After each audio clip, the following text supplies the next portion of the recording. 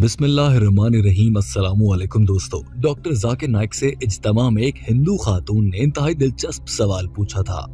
इस खातून का सवाल ऐसा था जो कि जहन को झंझोड़ने वाला और अकल के मुताबिक चीजों पर सवाल उठाने वाला था। इस खातून ने कहा था कि दीन इस्लाम में अल्लाह ने मर्दों को इजाजत दे रखी है कि वो औरतों को तलाक दे सकें अगर वो शादी से मुतमईन ना हो, लेकिन अगर औरत शादी से मुतमईन ना हो वो मर्द को तलाक क्यों नहीं दे सकती? इसके पीछे क्या हिकमत है? दीन इस्लाम में ये कानून क्यों रखा गया है?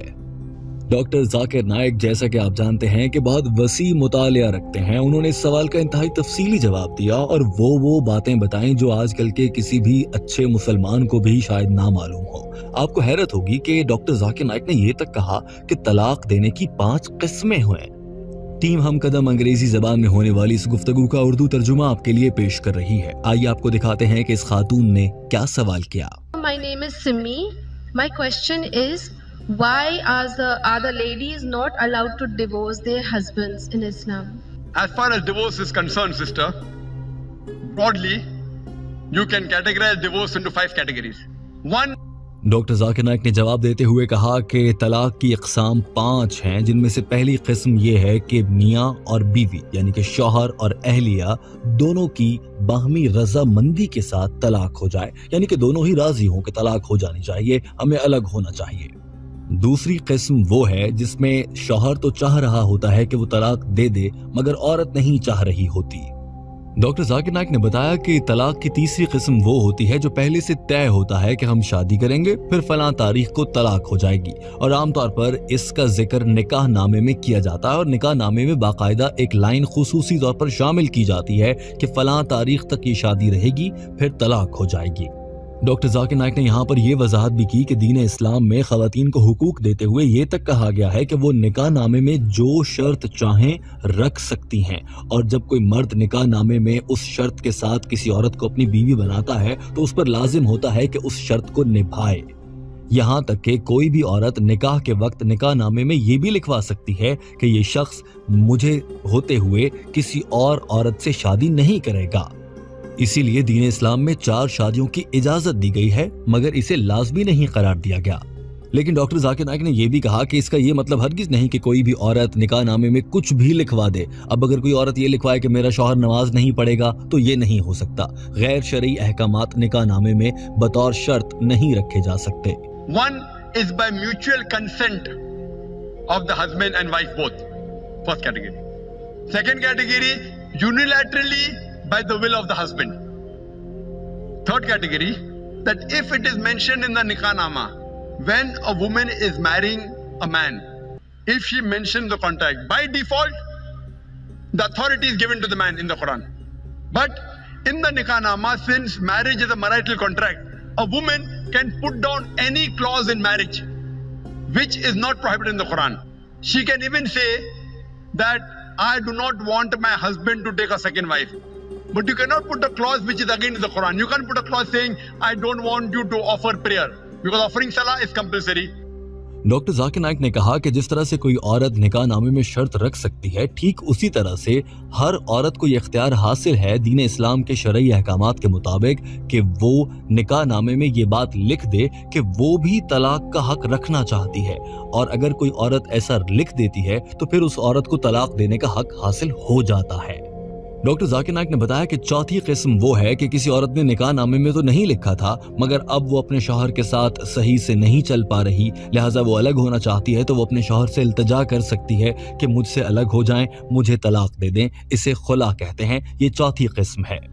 जबकि 5वीं किस्म निकाह फस्क के नाम से है, जिसमें अगर औरत अपने शौहर से कहे कि मुझे तलाक देकर मुझसे अलग हो जाओ, मगर शौहर अलग ना हो रहा हो, ऐसे में वो औरत काजी के पास जा सकती है या फिर अदालत का रुख कर सकती है और वहां से खुला हासिल कर सकती है।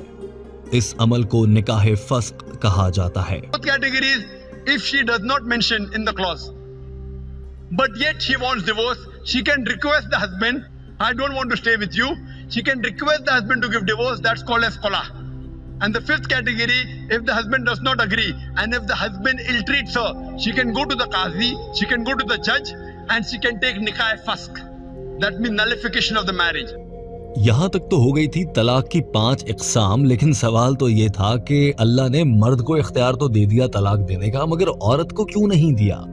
ڈاکٹر ذاکر نائک نے کہا کہ ان 5 اقسام میں سے کچھ اقسام میں عورت کو بھی اختیار ہے کہ اگر اس نے پہلے سے لکھ رکھا ہے یا وہ عدالت میں جا کر یا اپنے شوہر سے درخواست کر کے بھی طلاق لے سکتی ہے، لیکن اس کے باوجود دین اسلام نے طلاق دینے کا اختیار صرف مرد یعنی کہ شوہر کو دے رکھا ہے، عورت مرد کو طلاق نہیں دے سکتی۔ اس کی بڑی وجہ یہ ہے کہ جب طلاق ہوتی ہے تو اس میں سب سے زیادہ نقصان اٹھانے والا بھی مرد ہی ہوتا ہے، جبکہ عورت کو اس کا فائدہ ہوتا ہے۔ یہ بات سننے میں بہت حیران کن لگتی ہے کہ طلاق سے مرد کا نقصان اور عورت کا فائدہ ہوتا ہے۔ ڈاکٹر ذاکر نائک نے اس پر بھی روشنی ڈالی اور بتایا تھا کہ وہ ایسا کیوں کہہ رہے ہیں۔ Even a woman can take divorce, but under normal circumstances, the man has been given the authority. Why? Because in marriage, the person who's the loser is the man, not the woman. The woman gains. If you heard my talk, doctor Zakir Naik نے بتایا کہ قرآن پاک کی سورہ نساء میں حق مہر کی ادائیگی کا تذکرہ ہے اور حکم دیا گیا ہے کہ نکاح کے پہلے عورت کو حق مہر ادا کیا جائے گا اور مرد یہ رقم عورت کو دیتا ہے، جبکہ اس رقم کی کوئی حد مقرر نہیں کی گئی، یہ کچھ بھی ہو سکتی ہے۔ عورت چاہے تو اس رقم کو بہت بڑا بھی رکھ سکتی ہے اور بہت چھوٹا بھی رکھ سکتی ہے۔ اگر کوئی شخص طلاق دیتا ہے تو طلاق کی صورت میں بھی حق مہر ادا کرنا پڑتا ہے، اور اگر یہ رقم بہت بڑی ہو تو مرد کو اس کا بہت نقصان ہوتا ہے، جبکہ عورت کو فائدہ ہوتا ہے کہ اسے وہاں سے بڑی رقم مل جاتی ہے۔ اور تو اور اگر اب یہی مرد طلاق دینے کے بعد کسی اور عورت سے شادی کرنے کی کوشش کرے گا تو وہاں پر بھی اسے حق مہر ادا کرنا پڑے گا اور اس کی جیب سے مزید رقم چلی جائے گی، یعنی کہ مرد کا مزید نقصان ہوگا۔ دوسری جانب جب کوئی طلاق یافتہ عورت کسی اور مرد سے شادی کرے گی تو وہاں پر بھی اسے حق مہر ملے گا، یعنی کہ عورت کو دونوں صورتوں میں فائدہ ہو رہا ہے۔ یاد رکھیے کہ دین اسلام نے پیسے کا یہ لین دین حق مہر کے نام پر اس لیے رکھا ہے تاکہ عورت معاشرے میں محفوظ رہ سکے۔ اگر کسی عورت کو طلاق ہو جائے تو فرض بنتا ہے اس کے باپ اور بھائیوں کا کہ وہ اس کی کفالت کریں۔ اگر وہ نہیں کر سکتے تو یہ حکم دیا جاتا ہے معاشرے کو کہ وہ اس کی حفاظت کریں اور اس کی مالی ضروریات کا خیال رکھیں۔ اگر معاشرہ بھی نہیں تو اسلامی ریاست کا فرض بنتا ہے کہ اس عورت کی مالی ضروریات کو پورا کریں۔ divorce takes place, it's the duty of the parents to look after her. If not the parents, it's the duty of the society to look after her. If not the society, it's the duty of the Islamic State to look after her. So she's financially secured. If divorce takes place, the man gives the divorce, he loses the mahr. But the woman, she's on the receiving end. اس موقع پر doctor Zakir Naik نے ہنسی مذاق کرتے ہوئے کہا کہ اب اگر عورت کو طلاق کا حق دے دیا جائے تو وہ تو روز روز مرد کو طلاق دے گی اور پھر نیا حق مہر لے گی، پھر طلاق دے گی، پھر شادی کرے گی، پھر حق مہر لے گی۔ لہٰذا اللہ نے طلاق دینے کا اختیار اس کو دیا ہے جس کا نقصان ہوتا ہے، تاکہ وہ اپنے نقصان سے بچنے کے لیے طلاق دینے کا سوچے بھی نہ۔ اسی لیے اللہ تعالیٰ نے طلاق کے عمل کو انتہائی ناپسند فرمایا ہے۔ If the full authority is given to the woman keeps on marrying and divorcing, then she will keep on gaining money. Who's the loser? Is the man. So Almighty God even protects the man's status. Otherwise I have to give a talk on man's rights in Islam. Doctor Zakir Naik نے مسکراتے ہوئے کہا کہ شکر ہے اللہ نے طلاق کا اختیار مرد کو دیا ہے، ورنہ مردوں کے حقوق کے لیے مجھے یہاں پر ایک لمبا لیکچر دینا پڑتا، کیونکہ اگر عورت کو طلاق کا حق ہوتا تو وہ بار بار طلاق دے کر پیسے حاصل کرتی رہتی اور اپنے فوائد کا سوچتی رہتی۔